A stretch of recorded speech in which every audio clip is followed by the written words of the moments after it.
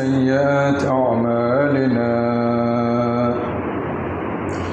من يهده الله فلا مضل له ومن يضلل فلا هادي له وأشهد أن لا إله إلا الله وحده لا شريك له وأشهد أن محمدًا عبده ورسوله أما بعد فإن خير الحديث كتاب الله وخير الهدي هدي محمد صلى الله عليه وسلم وشر الأمور محدثاتها وكل محدثة بدعة وكل بدعة ضلالة وكل ضلالة في النار فأعوذ بالله من الشيطان الرجيم بسم الله الرحمن الرحيم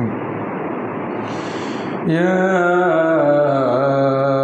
أيها الذين آمنوا لا تقدموا بين يدي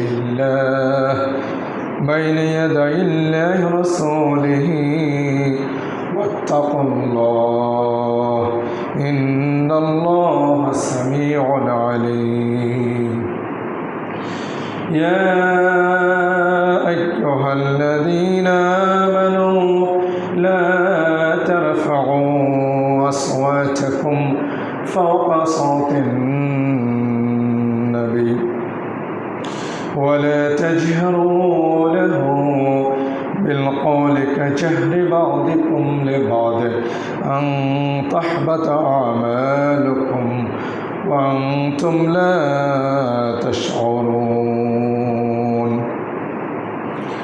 وقال تعالى ولا تأكلوا مما لم يذكر اسم الله عليه وإنه لفسق وإن الشياطين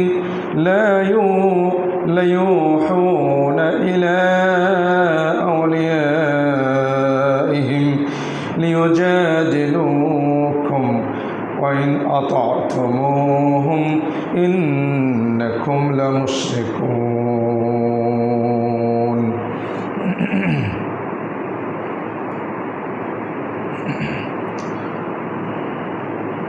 আলহামদুলিল্লাহ শুরুতেই আমরা আল্লাহ রাব্বুল আলামিন প্রশংসা করি যে রাব্বুল আলামিন আমাদেরকে আজকের এই সালাতুল জুমা আদায়ের উদ্দেশ্যে মসজিদে যথাযথভাবে যথাসময়ে উপস্থিত হওয়ার তৌফিক দান করেছেন বলে আলহামদুলিল্লাহ। আমাদের প্রিয় নবীর প্রতি আমরা সংক্ষেপে জানাই সালাত সালাম বলি আল্লাহুম্মা সাল্লি আলাইহি আল্লাহুম্মা বারিক আলাইহি। আমি আজকে আপনাদের সামনে যে বিষয় নিয়ে আলোচনা করব তা হচ্ছে আমরা সকলে জানি আজকে মুহররম মাসের 10 তারিখ 10ই মুহররম।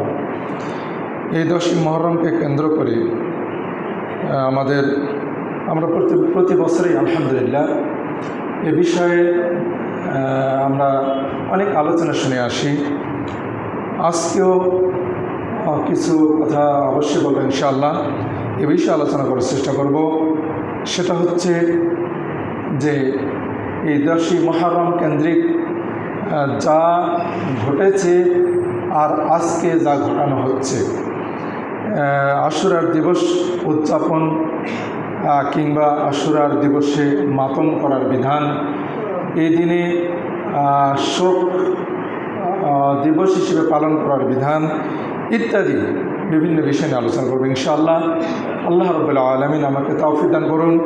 আমি যা আপনাদের সামনে বলার ইচ্ছা করেছি আল্লাহ রাব্বুল আলামিন আমাকে যেন তা আপনাদের সামনে তুলে ধরার তৌফিক দান করেন। পাশাপাশি আমরা অবশ্যই এই বিষয়টি যদিও জানি আবারও নতুন করে স্মরণ করে নেব, মনে করে নেব, যেহেতু আল্লাহ রাব্বুল আলামিন বলেছেন যে ওয়াযাক্কির ফাইন্না যিকরা তানফাউল মুমিনিন, যে তুমি স্মরণ করে দাও যাতে করে মুমিনদের উপকারে আসে। আমরা যদিও জানি তারপরে স্মরণ করব ইনশাআল্লাহ। বিষয়টি আমরা নতুন করে ভাবব। আমি যা আলোচনা করব, আমি মূলত শেখ সালেহ আল মোনাজ্জেদ, সৌদি আরবের অনেক বড় লেখক, অনেক বড় গবেষক, যার লেখার প্রতি আমরা সবসময়ই মুখাপেক্ষী, এমন একজন বড় লেখকের লেখা থেকে, কয়েকটি লেখা থেকে আমি তার লেখাগুলোর বিশেষ বিশেষ জায়গাগুলো আপনাদের সামনে শুধুমাত্র অনুবাদ করবো বলা চলে। আমি আমার ব্যক্তিগত তেমন কোনো কথা বলবো না। ইনশাআল্লাহ আমরা যতটুকু শুনবো ইনশাআল্লাহ কোরআন এবং সুন্নাহর ভিত্তিতে একেবারেই চুম্বক এবং খাঁটি কথাটুকু যেটুকু রয়েছে একেবারেই বেদাত মুক্ত সুন্নাহর অতি নিকটবর্তী এবং ইনশাআল্লাহ অতি সত্য মহাসত্য এমন কথাগুলোই আমরা শোনার চেষ্টা করবো বা শুনতে পাবো ইনশাআল্লাহ। আল্লাহ রাব্বুল আমাদের সকলকেই সেই তৌফিক দান করুন, সকল বলে আমিন। আমি একটি কোরআনে আয়াত তেলাওয়াত করেছি। আয়াতটি হচ্ছে সূরাতুল আনআমের 121 নম্বর আয়াত। এই আয়াতে আল্লাহ রাব্বুল আলামিন বলেছেন ওয়ালা তাকুলু মিম্মা লাম ইউযকার ইসমুল্লাহি আলাইহি, যে আল্লাহ বলেছেন যে তোমরা যে পশুটি জবাই করতে গিয়ে আল্লাহর নাম নেওয়া হয়নি সেই পশুর গোশত তোমরা খেও না। অর্থাৎ যে পশু এমনি স্বাভাবিকভাবেই মারা গেল এই মৃত পশুর গোশত তোমরা খেও না। শয়তান কুমন্ত্রণা দিচ্ছে যে আল্লাহ বলছেন যে এই মৃত পশুর গোশত খাওয়াটা হচ্ছে ফিসকুল, এটি হচ্ছে কাবিরা গুনাহ। ওয়াইন্না শায়াতিন লা ইউহানা ইলা আউলিয়াইহিম, শয়তান কুমন্ত্রণা দেয় যে পশুটা নিজে নিজে মারা গেল মূলত আল্লাহ তাকে মারল, কাজেই আল্লাহ যাকে মারল তার গোশত না খেয়ে তোমরা নিজে নিজে মারো যেটাকে সেটার গোশত খাও, এটা একটা অযৌক্তিক বিষয়। শয়তান এই কুমন্ত্রণা দেয়।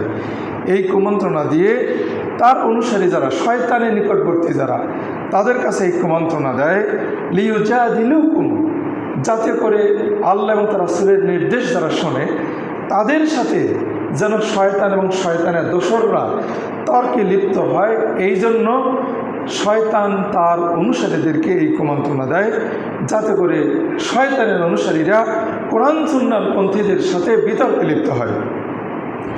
ওয়াইন আতাতুম, আল্লাহ রাব্বুল আলামিন বললেন ওয়াইন আতাতুমুহুম, যদি তোমরা শয়তান আর শয়তানের দোসরদের অনুসরণ করো তাহলে ইন্নাকুম লা মুশরিকুন, তাহলে তো মুশরিকে পরিণত হয়ে যাবে। আজকের এই 10ই মুহররম কেন্দ্রিক যে বিষয়গুলো ঘটে গেছে ঠিক এমনই একটি বিষয় ঘটে গেছে। শয়তান আমাদের কাছে কুমন্ত্রণা দিচ্ছে, দিয়ে শয়তান আমাদেরকে বিপথে নিয়ে গেছে। আজকে বিশেষ করে এই বাংলাদেশ, ভারত, পাকিস্তান এই বেশ কয়েকটি দেশের মধ্যে এই বিষয়টি এমনভাবে বেদাতের দিকে, বেদাতি পদ্ধতিতে এই দিনটিকে এমন মারাত্মকভাবে পালন করা হচ্ছে যার সাথে সুন্নাহর কোনো সম্পর্ক নেই, লেশমাত্র সম্পর্ক নেই। কাজে আসুন আমরা এই বিষয়ে একটু সরাসরি শেখ সালেহ আল মোনাজ্জেদের লেখা থেকে কিছু অনুবাদ শুনব। তিনি একটি অনেক বড় লেখা লিখেছেন। আমি লেখাটির যেটুকু প্রয়োজন আমি সেটুকু, সবই প্রয়োজন, কিন্তু যেটুকু এই স্বল্প সময়ের মধ্যে আমি যতটুকু আপনাদের সামনে তুলে ধরতে পারবো সেটুকু আমি বলতে চাচ্ছি। তিনি এই লেখাটি প্রকাশ করেছেন islamqa.com। তার প্রকাশের তারিখ হচ্ছে 2015 8ই মুহররম 1437 হিজরিতে এবং 21 অক্টোবরে 2015 খ্রিস্টাব্দে। তিনি এখানে বেশ কিছু কথা তুলে ধরেছেন। সেখানে শাইখুল ইসলাম ইমাম ইবনে তাইমিয়া রাহিমাহুল্লাহ একটি উক্তি তুলে ধরেছেন। শাইখুল ইসলাম ইমাম ইবনে তাইমিয়াকে জিজ্ঞেস করা হয়েছিল, আমরা সকলে জানি ইমাম ইবনে তাইমিয়া কে, আমি এই বিষয়ে অনেক বলি আপনাদের কাছে। তাকে জিজ্ঞেস করা হয়েছিল এই প্রসঙ্গে, 10ই মুহররম প্রসঙ্গে, এই দিনে যে এই দিনে যে শিয়ারা মাতম করে বা তারা যে শোক দিবস হিসেবে পালন করে, এ বিষয়ে তাকে জিজ্ঞেস করা হয়েছিল। তিনি উত্তরে বলেছিলেন যে সমস্ত প্রশংসা বিশ্বজাহানের প্রতিপালক আল্লাহ রাব্বুল আলামিনের জন্য। আমি অনুবাদ বলছি, আরবিটা বললে আপনাদের কাছে অনেক কষ্ট হবে, আরবি বলে বলে অনুবাদ করলেও অনেক সময় লাগবে। তো তিনি বলছেন যে সমস্ত প্রশংসা আল্লাহ রাব্বুল আলামিনের জন্যে।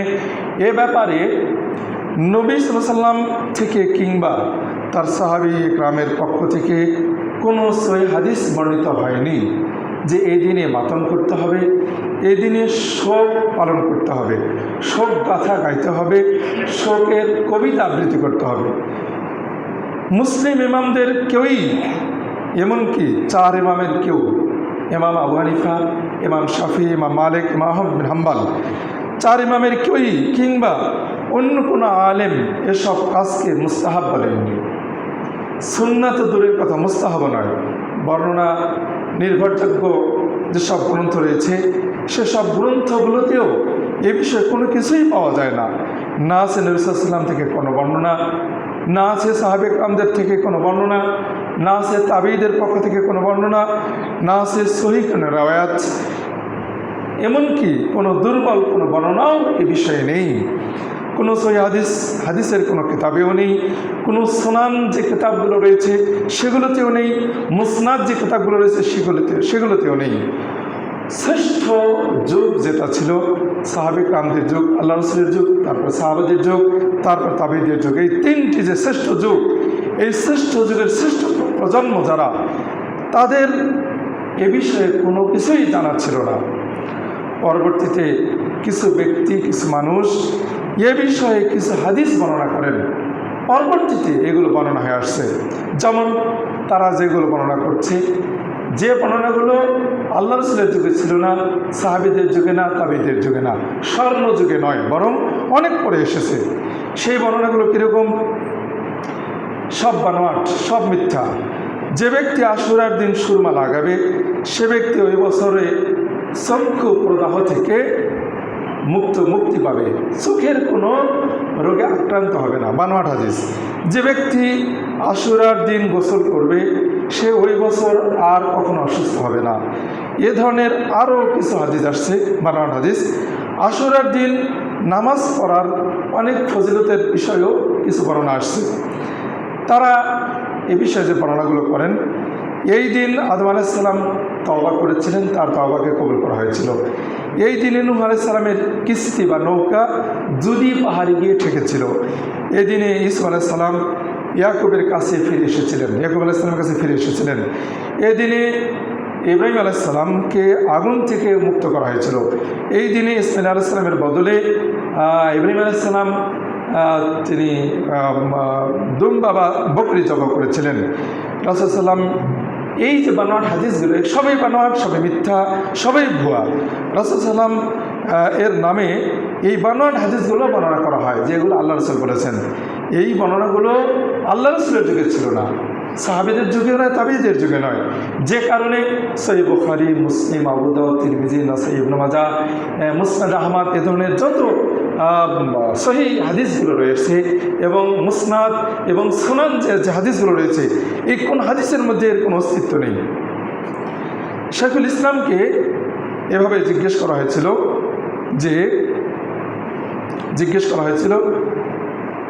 যে এই বানোয়াট হাদিসগুলো যে বর্ণনা করে, যে ব্যক্তি আশুরার দিনে নবীর পরিবারের কাছে যে এই বিষয়ে জিজ্ঞাসা হয়েছে, তিনি উত্তরে বলেছিলেন যে তাদের মধ্যে আরও প্রচলিত আছে, যে ব্যক্তি এই আশুরার দিনে নবী পরিবারের প্রতি সচ্ছলতা দেখাবে, আল্লাহ রাব্বুল আলামিন সারা বছর তার পরিবারের প্রতি, তার পরিবারকে সচ্ছল করে রাখবেন।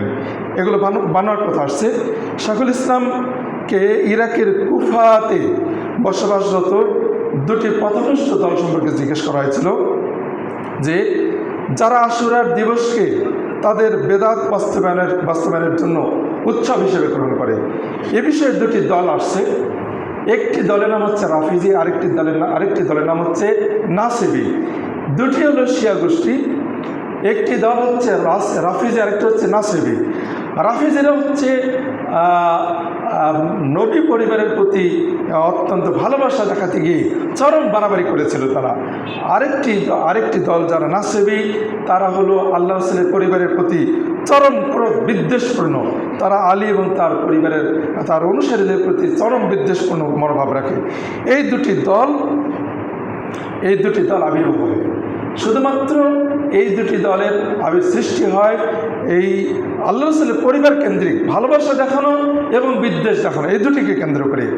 কুফাতে এই দুই দলের মধ্যে সবসময় দ্বন্দ্ব বিগ্রহ, যুদ্ধ বিগ্রহ লেগেই থাকতো। শেষ পর্যন্ত এই দুই দলেরই ফলাফলস্বরূপ শেষ পর্যন্ত হাজ্জাজ বিন ইউসুফ, যে হাজ্জাজ বিন ইউসুফ হচ্ছে নাসিবীদের অন্তর্ভুক্ত, তারই মাধ্যমে বা শেষ পর্যন্ত সেই নাসিবীদের মাধ্যমে হুসাইন বিন আলীকে রাদিয়াল্লাহু আনহুকে আশুরার দিনেই, এই মুহররমের 10 মুহররম আশুরার দিনেই কারবালা প্রান্তে হত্যা করা হয়। তাকে হত্যা করেছে এই জালিম গোষ্ঠী, অর্থাৎ এই বিদ্রোহী যে দলটি, যেটি হচ্ছে নাসিবী। আল্লাহ তাআলা হুসাইন রাদিয়াল্লাহু আনহুকে, আমি মূলত শেখ সালেহ মোনাজ্জেদের সাইটের অনুবাদে আমি করে যাচ্ছি, আল্লাহ তাআলা হুসাইন রাদিয়াল্লাহু আনহুকে শাহাদাতের মর্যাদা দান করেছেন। যেমনইভাবে তার পরিবারের অন্য সদস্যগণকেও শাহাদাতের মর্যাদা দিয়েছিলেন। শাহাদাতের মর্যাদা পেয়েছেন হামজা রাদিয়াল্লাহু আনহু, আল্লাহ রাসূলের আরও পরিবারের অন্যান্য সদস্যরা, জাফর বিন আবি তালেব এবং হুসাইন বিন আলীর পিতা আলীকেও আল্লাহ রাব্বুল আলামিন শাহাদাতের মর্যাদা দিয়েছিলেন।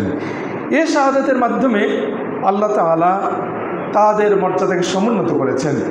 একইভাবে আল্লাহ রাব্বুল আলামিন হুসাইন এবং হাসান এনাদেরও মর্যাদাকে আল্লাহ রাব্বুল আলামিন সমুন্নত করেছেন শাহাদাতের মর্যাদা দানের মাধ্যমে। তিনিও তার ভাই জান্নাতি যুবক, আমরা সকলেই জানি এই বিষয়গুলো হাদিসে এসেছে যে হুসাইন এবং হাসান দুজনেই জান্নাতি যুবকদের নেতা হবেন। উচ্চ মর্যাদা পরীক্ষা ছাড়া কখনো অর্জন করা যায় না, যেমনটি বলেছেন নবী সাল্লাল্লাহু আলাইহি ওয়াসাল্লাম বলেছেন এই বিষয়ে। ইমাম তিরমিজি 2398 নম্বর হাদিসে নিয়ে আসছেন, ইবনে মাজাহ নিয়ে আসছেন, ইমাম তিরমিজি নিয়ে আসছেন সহিহ হাদিস। আল্লাহ সাল্লাল্লাহু আলাইহি ওয়াসাল্লাম বলেছেন যে আল্লাহ রাসূলকে জিজ্ঞেস করা হয়েছিল মানুষদের মধ্যে থেকে সবচাইতে বেশি বিপদের মুখোমুখি কারা হয়। আল্লাহ রাসূল বললেন যে পৃথিবীতে সবচেয়ে বড় বিপদের মুখোমুখি হয়েছিল নবীগণ। এরপর নবীদের নিকটবর্তী যারা, নবীদের মতো যারা, নবীদের ওয়ারিস যারা, নবীদের নিকটবর্তী যারা, তারা নবী রাসূলদের পরে সবচেয়ে বেশি বিপদের মুখোমুখি। তারপরে যারা দিনের দিক থেকে তৃতীয় স্তরে, নবীরা সবচেয়ে বড় বিপদে, নবীদের পরে যারা তারা, তারপরে যারা তারা, এভাবে যার দিন যত নিচের স্তরে আসবে, নিচের দিকে আসবে, তার বিপদের মাত্রা তত কম হবে। আল্লাহ রাসূল বললেন ব্যক্তির দিনদারির অনুপাতে তাকে পরীক্ষা করা হয়। ব্যক্তির দিনদারি অনেক মজবুত হলে পরীক্ষার তীব্রতা বাড়ানো হয়, পরীক্ষা অনেক জটিল হয়। আর দিনদারি যত হালকা হয়, পরীক্ষা তত হালকা হয়। মুমিনকে পরীক্ষা আল্লাহ রাব্বুল আলামিন ফেলেন, মুমিনকে সর্বদাই পরীক্ষায় ফেলেন, চলতে থাকে। ইবতালাল মুমিনকে পরীক্ষা করতেই থাকেন আল্লাহ রাব্বুল আলামিন। শেষ পর্যন্ত যখন মুমিন পৃথিবীতে পরীক্ষায় পড়তে ধৈর্য ধারণ করতে শেষ পর্যন্ত যখন সে পাপ মুক্ত হয়, তখন সে শেষ পর্যন্ত শেষ পর্যন্ত পৃথিবীতে যখন মুমিন হেঁটে চলে, হেঁটে বেড়ায়, তখন এমন পর্যায়ে পৃথিবীতে সে হেঁটে বেড়ায় যেন তার আর কোনো গুনাহ থাকে না, পাপ মুক্ত অবস্থায় পৃথিবীতে হেঁটে বেড়ান। এই হচ্ছে মুমিনদের অবস্থা হবে, যেমনটা আল্লাহ রাসূল বললেন। কাজেই হাসান এবং হুসাইন যেহেতু তারা জান্নাতের যুবকদের নেতা হবেন, সর্দার হবেন, এই উচ্চ মর্যাদা পেতে গেলে তাদেরকে অবশ্যই বিপদের মুখোমুখি হতে হবে। শেখ সালেহ মোনাজ্জেদ এই কথাগুলো তিনি বলছেন এবং আল্লামা ইমাম ইবনে তাইমিয়ার কথাগুলো তিনি নিয়ে আসছেন। কাজেই তাদের এই হাসান এবং হুসাইনের উত্তম শ্রেষ্ঠ পূর্বসূরি যারা আছেন, যে কঠিন পরীক্ষার মুখোমুখি হয়েছিলেন, তারা কত কঠিন পরীক্ষার মুখোমুখি হন নাই। কেন হন নাই? তারা দুজনেই জন্মগ্রহণ করেছিলেন ইসলামের জয়কার অবস্থায়। তারা সম্মান এবং মর্যাদার সাথে তারা বড় হয়েছেন, বেড়ে উঠেছেন। সকল সাহাবারা তাদেরকে স্নেহ করেছেন, সম্মান করেছেন। যেহেতু তারা আল্লাহ রসুলের নাতি এবং তারা জানতেন যে এই দুই যুবক তারা জান্নাতি যুবকদের সর্দার হবেন, কাজেই তারা সকল মুসলিম তাদেরকে সর্বোচ্চ সম্মান শ্রদ্ধা করেছেন।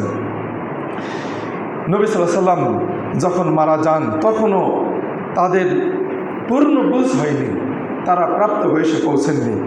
তিনি তাদেরকেও আল্লাহ রাব্বুল আলামিন তাদেরকে এই যে মহান নেয়ামত দেবেন, যেহেতু তাদেরকে অনেক বড় ফজিলত দিবেন, এই জন্য আল্লাহ রাব্বুল আলামিন তাদেরকেও পরীক্ষায় ফেললেন, যাতে তারা তাদের পূর্বসূরীদের কাতারে চলে যান। তাদের পূর্বসূরী, তার বাবা শহীদ হয়েছেন, তার চাচা শহীদ হয়েছেন, তার দাদারা শহীদ হয়েছেন, তার নানা ইত্যাদি যারা রয়েছেন তারা শহীদ হয়ে অনেকেই শহীদ মর্যাদা পেয়েছেন। এই মহা মর্যাদা পাওয়ার জন্য আল্লাহ রাব্বুল আলামিন তাদেরকে পরীক্ষায় ফেলেছিলেন, যাতে করে সেই কাতারে তারা চলে যেতে পারেন। যেভাবে তাদের চেয়ে যিনি উত্তম তাকে আল্লাহ রাব্বুল আলামিন পরীক্ষা করেছেন, আলী রাদিয়াল্লাহু আনহু আল্লাহ রাব্বুল আলামিন আলী অবশ্যই হাসান হুসাইনের চেয়ে শ্রেষ্ঠ, এমন নয় যে হাসান হুসাইনের চেয়ে মানে হাসান হুসাইন বেশি শ্রেষ্ঠ আলীর চেয়ে, এমনটা নয়, বরং হাসান হুসাইনের চেয়ে অবশ্যই আলী রাদিয়াল্লাহু আনহু বেশি শ্রেষ্ঠ, বেশি উত্তম। হুসাইন রাদিয়াল্লাহু আনহু এর হত্যাকাণ্ডের ফলে মানুষের মধ্যে বিশাল ফিতনা সৃষ্টি হয়, তাকে হত্যা করা হয় সেই কারবালা প্রান্তরে, এবং এই হত্যাকাণ্ডের মাধ্যমে অনেক বড় ফিতনা বা গণ্ডগোল সৃষ্টি হয়। এর পূর্বে ওসমান রাদিয়াল্লাহু আনহুকে হত্যা করা হয়েছিল। এই হত্যার কারণে উম্মতের মধ্যে বিভক্তি সৃষ্টি হয়েছিল। মূলত বিভক্তিতে তারাই পড়ে, এই ফিতনার মধ্যে তারাই পড়ে যারা মূলত বিভ্রান্ত, যারা মূলত জাহান্নামী, যারা মূলত মানে ফিতনার মধ্যে পতিত হওয়ার সম্ভাবনা বেশি, যারা গীবতের মধ্যে, যারা বেদাতের মধ্যে পড়ার সম্ভাবনা বেশি, তারাই মূলত সেই ফিতনায় জড়িয়ে পড়েছে এবং তারা বিভ্রান্ত হয়ে গেছে। এটি ঘটেছে অনেকেই, সবসময় ঘটেছে। আল্লাহ সাল্লাম একটি হাদিস বলেছেন, যে হাদিসটি ইমাম আহমদ নিয়ে এসেছেন 20,355 নম্বর হাদিসে। আল্লাহ সাল্লাম বলেছেন, যে ব্যক্তি 3টি জিনিস থেকে মুক্তি পেয়েছে সে আসলেই মুক্তি পেয়েছে। 3টি জিনিস কি? আমার মৃত্যু থেকে, একজন ধৈর্যশীল যে ব্যক্তি আমার মৃত্যু থেকে, এবং একজন ধৈর্যশীল খলিফার হত্যাকাণ্ড থেকে, এবং দাজ্জাল থেকে। এই 3 জনের 3টি ফিতনা, 3টি বিপদ থেকে যে ব্যক্তি মুক্তি পেয়েছে, এই 3টি জিনিস থেকে যে ব্যক্তি মুক্তি পেয়েছে সে সকল বিপদ থেকে মুক্তি পেয়েছে। এই 3টি বিপদে, এই 3টি বিষয়ে যারা ফিতনায় পড়েছে তারাই ধ্বংস হয়ে গেছে। আল্লাহ রাসূলের মৃত্যুর পর অনেকেই ইসলামকে অস্বীকার করেছিল, যাকাত দিতে অস্বীকার করেছিল, এভাবে অনেকে ফিতনায় পড়ে গিয়েছিল। খলিফার মৃত্যুকে কেন্দ্র করে মানুষেরা বিভ্রান্তিতে পড়েছিল। ওসমান রাদিয়াল্লাহু হত্যাকাণ্ডের কারণে মানুষেরা বিভ্রান্তিতে পড়েছিল। অনেকেই সুন্নাহর যে সরল পথ সেখান থেকে বিভ্রান্ত গিয়েছিল। ঠিক অনুরূপভাবে দাজ্জালের ফিতনায় যারা পড়বে, এরা এই ফিতনার এই 3টি বিষয়ে যারা গ্রেফতার হবে, এই 3টি বিষয়ের মধ্যে যারা পতিত হবে, তারা বিপদের মধ্যে পড়ে গেছে, আর যারা মুক্ত হয়েছে তারা মূলত নাজাত পেয়ে গেছে। কাজে আসুন, এই 3টির মধ্যে থেকে একটি হচ্ছে যে এই হুসাইন রাদিয়াল্লাহু আনহুর মৃত্যু বা তাদের শহীদ, এই ফিতনায় যারা পড়েছে তারা মহা বিপদে পড়েছে। একদল মানুষ জাহেল, এই বিপদের মধ্যে পড়ার মাধ্যমে একদল মানুষ জাহেল এবং জালিমে পরিণত হয়ে গেছে, একদল হয়ে গেছে নাস্তিক বা মুনাফিকে পরিণত হয়ে গেছে, একদল পথভ্রষ্ট বা বিভ্রান্তে পরিণত হয়ে গেছে। তার আশুরার দিনকে কেউ আশুরার দিনকে 10ই মুহররম, যে 10ই মুহররম সংঘটিত হয় আল্লাহ রাসূলের মৃত্যুর প্রায় 50 বছর পর, যখন ইসলামে আর নতুন কোনো বিধান, নতুন কোনো সুন্নাহ সংযোজন বিয়োজন করার কোনো সুযোগ নাই, এমন দিনে এত অনেক পরে এই দিনটি ঘটার পরেও এই দিনকে কেন্দ্র করে বিভ্রান্ত অনেকগুলো দল আবিষ্কার হয়।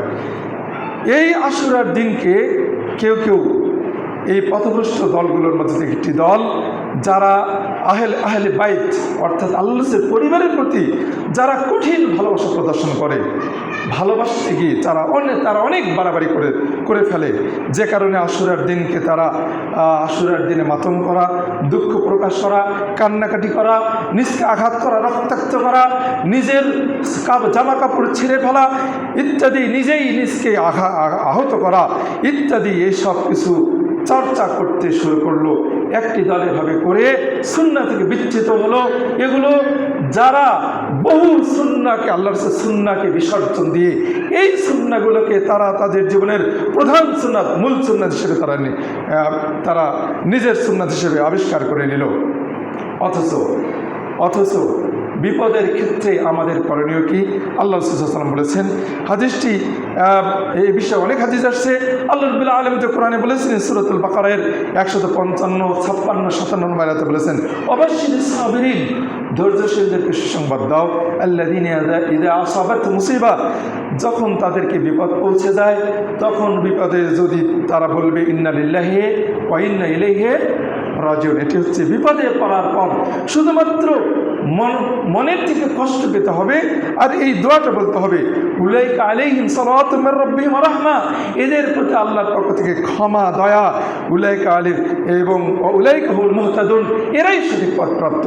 কাজেই বিপদের মুহূর্তে আমাদের করণীয় হচ্ছে কেবলমাত্র দুঃখিত, কষ্ট পেয়ে শুধুমাত্র মুখ দিয়ে ইন্না লিল্লাহি ওয়া ইন্না ইলাইহি রাজিউন এই বাক্যটুকু প্রকাশ করা, কখনো নিজকে আঘাত করা, নিজের জামা কাপড়কে ছিঁড়ে ফেলা, নিজেকে ক্ষত বিক্ষত করা এবং শোক গাথা, শোকের কবিতা পাঠ করা ইত্যাদি ধরনের আজকে যেগুলো আমরা করতে দেখছি আমাদের সমাজে, এসব কিছু করা কখনোই সুন্নাহসম্মত নয়। বরং এগুলো করা যাবে না বলে এ বিষয়ে আল্লাহ সাল্লাল্লাহু আলাইহি ওয়াসাল্লাম অনেক কথা বলেছেন। বরং আল্লাহ সাল্লাল্লাহু আলাইহি ওয়াসাল্লাম এরকম আরও যেটি আসছে, বিপদের সময় আল্লাহ সাল্লাল্লাহু আলাইহি ওয়াসাল্লাম বলেছেন যে বিপদের সময়ে যে ব্যক্তি নিজকে আঘাত করবে, বুকের কাপড় ছিঁড়ে ফেলবে এবং জাহিলি যুগের মানুষদের মতো চিৎকার করবে, সে আমার দলভুক্ত না। আল্লাহ রাসূল এই কথাগুলো বলেছেন। তিনি বলেছেন যে যারা বিপদকে কেন্দ্র করে কান্নাকাটি করবে, চিৎকার করে মাথা মুন্ডন করবে এবং পোশাক আশাক ছিন্ন ভিন্ন করে ছিঁড়ে ফেলবে, এরাও আমার দলভুক্ত নয়। আল্লাহ রাসূল বলেছেন, তিনি বলেছেন যদি কোনো বিলাপকারিণী মহিলা, এখানে মহিলার কথা আল্লাহ রাসূল বলেছেন, কারণ মহিলারা মৃত ব্যক্তিকে কেন্দ্র করে তারা বেশি করে বিলাপ করে কান্নাকাটি করে, মৃত ব্যক্তির অতীত স্মৃতিকে উচ্চারণ করে, স্মরণ করে ওইগুলো মুখ দিয়ে বলতে তারা কান্নাকাটি করে। এরকম বিলাপকারিণী যেসব মহিলা রয়েছে, যদি কেউ এভাবে বিলাপ করে কান্নাকাটি করে, সেই এত বেশি অপরাধ করলো যদি সে তার কান্নাকাটি করার কারণে তওবা না করে মৃত্যুবরণ করে। আল্লাহ রাব্বুল আলামিন কিয়ামতের দিনে তাকে এমন অবস্থায় উঠাবেন যে তার পরনে থাকবে আলকাতরার পোশাক এবং শরীরে চামড়া যেন খোসপাসরা বা গুটি বসন্ত যুক্ত হয় এমন পোশাক পরা অবস্থায়, এমন বর্ম পরা অবস্থায় আল্লাহ রাব্বুল আলামিন তাকে কিয়ামতের মাঠে উপস্থিত করাবেন। এই বিলাপ করে ক্রন্দনকারী যেসব মহিলা, তাদের ব্যাপারে মুসনাদ আহমদে হাদিস আসছে, আল্লাহ রাসূল সাল্লাল্লাহু আলাইহি ওয়াসাল্লাম বলেছেন, যদি কোনো ব্যক্তি, অত্যন্ত সুন্দর হাদিস, আল্লাহ রাসূল বলেছেন যদি কোনো ব্যক্তি তার পুরাতন অনেক আগের কোনো বিপদকে স্মরণ করে যদি কোনো ব্যক্তি বলে যে হঠাৎ করে মনে পড়লো তার নিজের বিপদ হোক বা কোনো মুসলিম ভাই বোনদের বিপদ হোক, সেই বিপদের কথা মনে পড়া মাত্রই যদি সে বলে ইন্না লিল্লাহি ওয়া ইন্না ইলাইহি রাজিউন, এ কথাটা যদি বলে, তাহলে মুসিবতের দিন, ওই বিপদের দিনে সে তার নিজের জীবনই হোক বা অন্য কোনো মুসলিম ভাই বোনের হোক, সেই বিপদের দিনের কথা স্মরণ করে এই কথা বলার কারণে ওই বিপদে যারা পড়ে যারা ধৈর্য ধারণ করে যে নেকি পেয়েছে, যে আল্লাহর পক্ষ থেকে যে ফজিলত পেয়েছে, এই ইন্না লিল্লাহ বলার কারণে সেই নেকি পাবে তারা। সুবহানাল্লাহ। কাজেই আজকে আমাদের কর্তব্য হচ্ছে যে হুসাইন এবং হাসানকে কেন্দ্র করে, হুসাইন আনহুকে কেন্দ্র করে কারবালার প্রান্তরে যে ঘটনা ঘটেছিল, অবশ্যই আমরা এই ব্যাপারে দুঃখিত, আমরা মর্মাহত।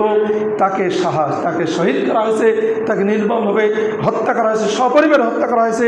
এজন্য আমরা সেই কষ্টে আমরা বলবো ইন্না লিল্লাহি ওয়া ইন্না ইলাইহি রাজিউন। আমরা কখনো আজকের শিয়া রাফিজি যারা রয়েছে তাদের মতো আমরা এরকম পথভ্রষ্টমূলক আমরা কাজ কখনো করব না।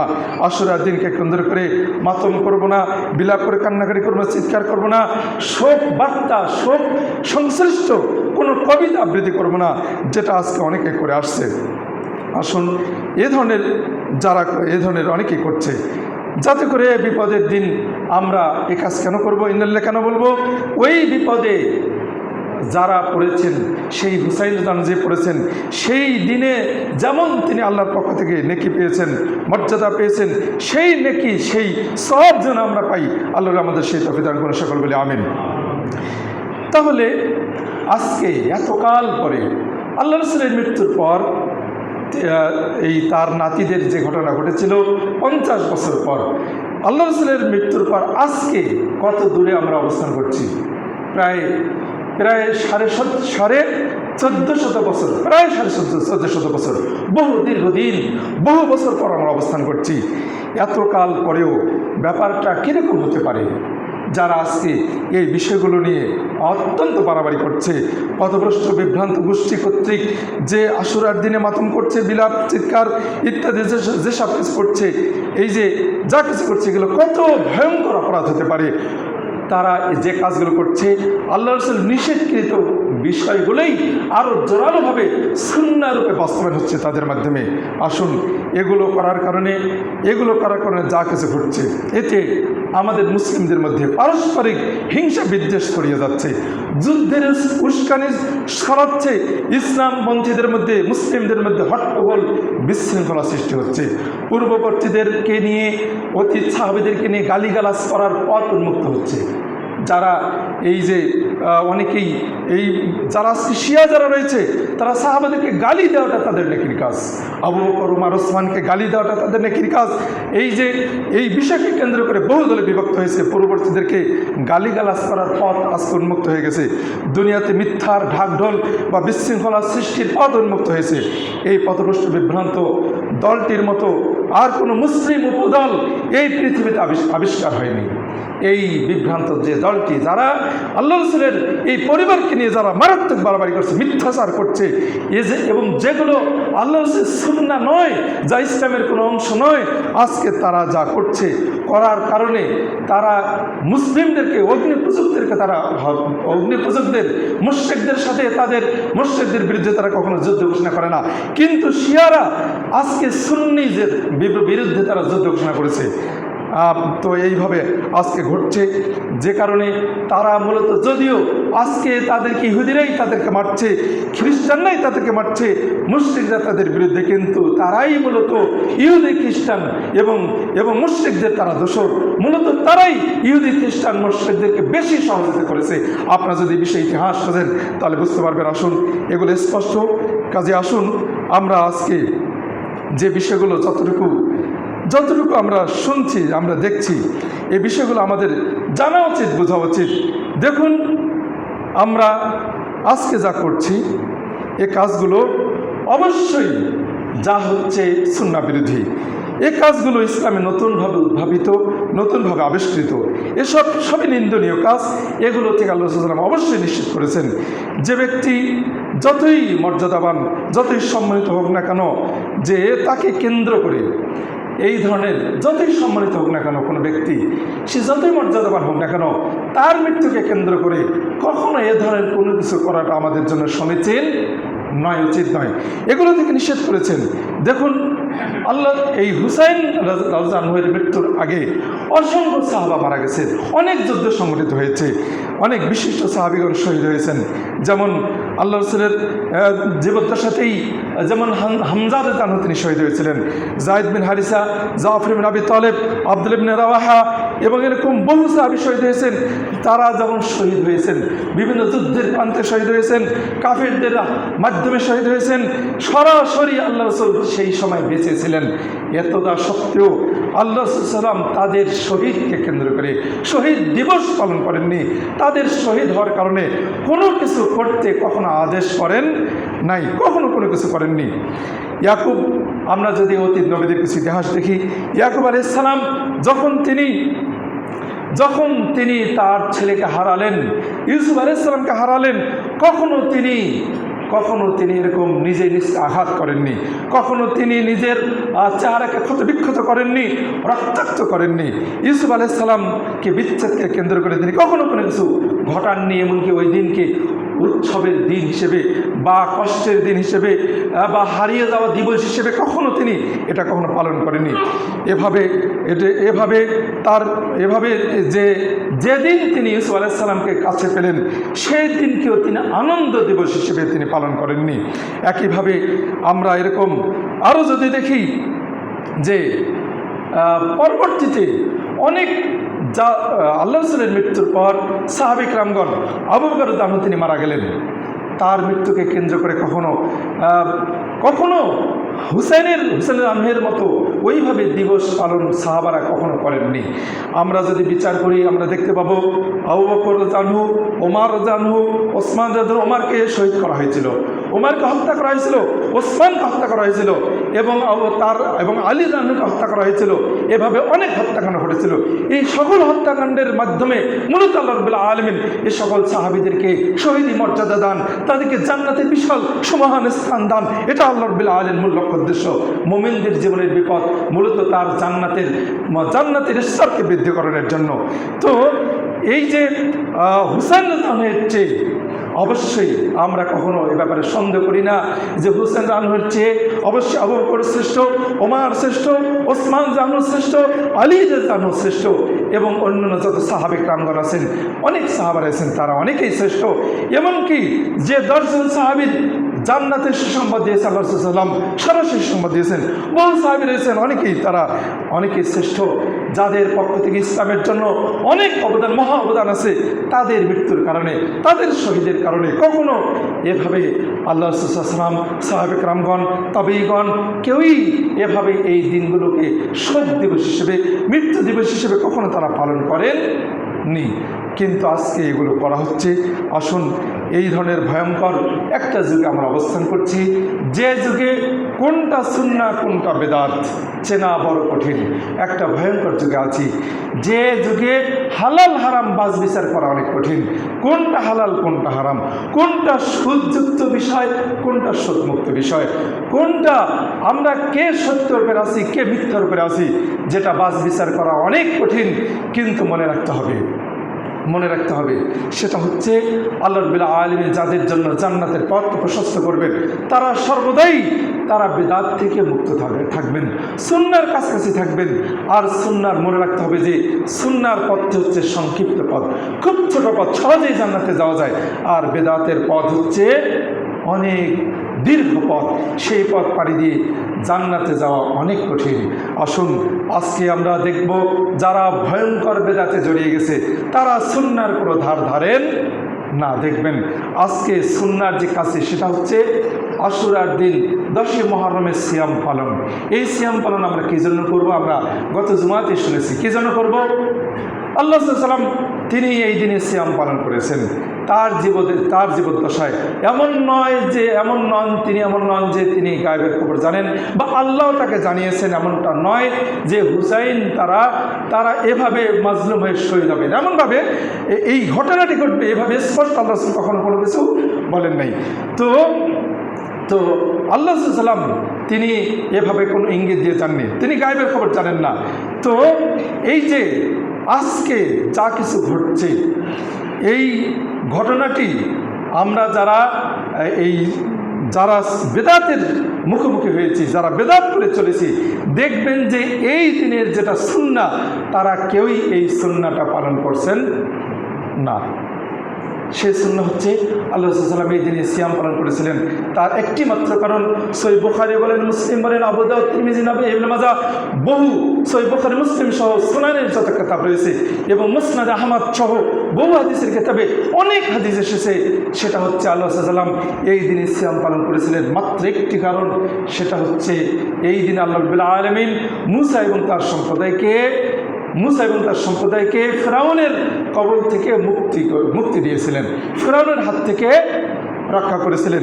এই রক্ষা করার কারণে এই কারণে একমাত্র এই কারণেই আল্লাহ রাব্বুল আলামিনের শুকরিয়া স্বরূপ আল্লাহ রাব্বুল আলামিন মুসা আলাইহিস সালাম সিয়াম পালন করেছিলেন এবং তার পরবর্তী তার অনুসারীরা সিয়াম পালন করেছিলেন। ওই দিনটিকে পালন করেছিলেন সিয়ামের মাধ্যমে।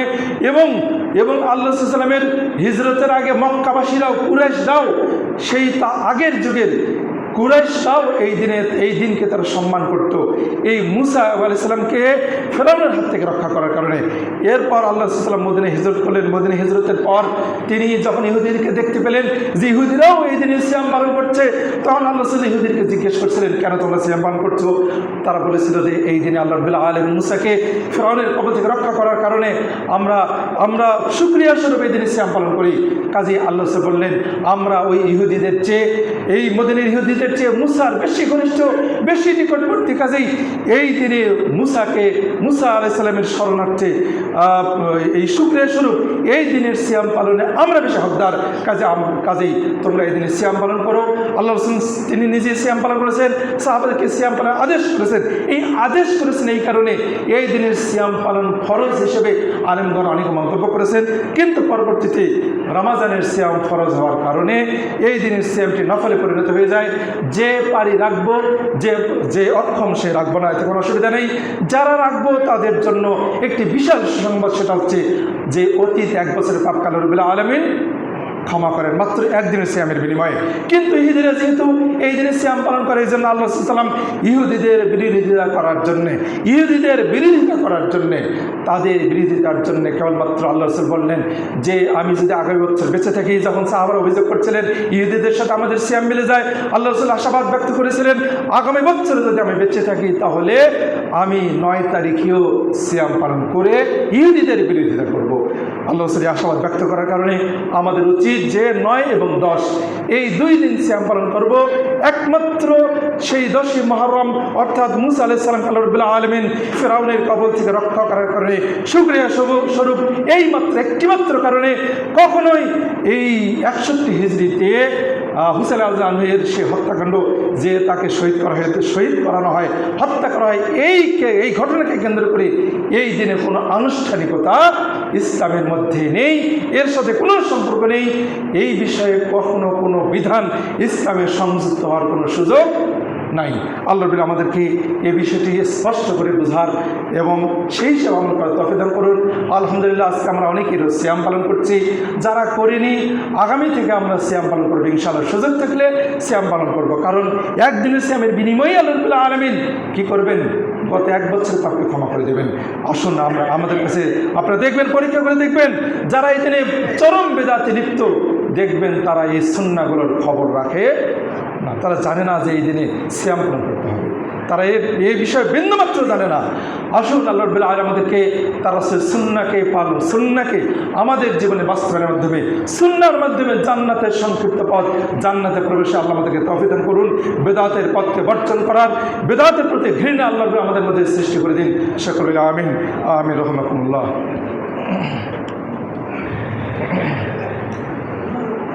নাহমাদুহু ওয়া সাল্লাল্লাহু আলা রাসূলিল কারীম, আম্মা বা'দ। আউযু বিল্লাহি মিনাশ শাইতানির রাজিম। বিসমিল্লাহির রহমানির রহিম। ইন্নাল্লাহা ওয়া মালাইকাতাহু ইউসাল্লুনা আলান নবী ইয়া আইয়ুহাল্লাযীনা আমানু সাল্লু আলাইহি ওয়া সাল্লিমু তাসলিমা। আল্লাহুম্মা সাল্লি আলা মুহাম্মাদ ওয়া আলা আলি মুহাম্মাদ কামা সাল্লাইতা আলা ইব্রাহিম ওয়া আলা আলি ইব্রাহিম ইন্নাকা হামিদুম মাজিদ। আল্লাহুম্মা বারিক আলা মুহাম্মাদ ওয়া আলা আলি মুহাম্মাদ কামা বারাকতা আলা ইব্রাহিম ওয়া আলা আলি ইব্রাহিম ইন্নাকা হামিদুম মাজিদ। আল্লাহুম্মা ইগফির লানা ওয়া লিল মুমিনিনা ওয়াল মুমিনাত والمسلمين والمسلمات وألف بين قلوبهم واصلح ذات بينهم وانصرهم على عدوك وعدوهم. اللهم من عليك كفرة الذين صدوا من سبيلك ويقاتلون أولياءك. اللهم خالف بين كلماتهم وزلزل أقدامهم وأنزلهم بأسك الذي لا ترد على القوم المجرمين. آمين يا رب العالمين.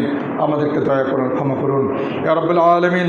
আমাদের মধ্যে যারা বহু বেদাতে জড়িয়ে আছে, হে আল্লাহ তাদেরকে বেদাত সম্পর্কে বুঝ দিন, তাদেরকে বেদাত থেকে উঠে আসার তৌফিক দান করুন। ইয়া রাব্বুল আলামিন আমাদের সকলকে সুন্নাহর উপর আমল করার তৌফিক দান করুন, তোমার রাসূলের সুন্নাহকে আঁকড়ে ধরার তৌফিক দান করুন, আমরা যেন আমৃত্যু তোমার রাসূলের সুন্নাহকে জড়িয়ে ধরতে পারি, হে আল্লাহ আমাদের সেই তৌফিক দান করুন। ইয়া রাব্বুল আলামিন আমাদের মধ্যে যারা অসুস্থ তাদের সুস্থতা দান করুন। ইতিমধ্যে সারা বিশ্বে বিভিন্ন জায়গায় অনেক রকম বিপদের মুখোমুখি হচ্ছে, যেমন গত দুদিন আগে সেই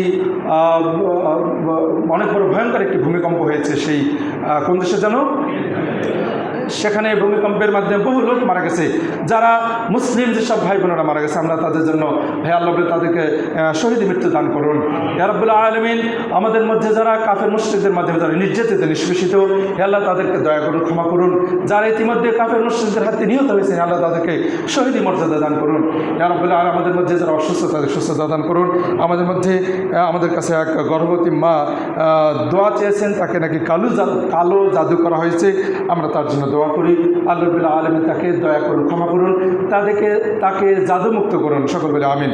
সকলে আমরা দোয়া করি, আজহিল বাস রাব্বান নাস আশফান্তা শাফি লা শিফা ইল্লা শিফাউক শিফা আল্লাহ ইবাদু সাকামা।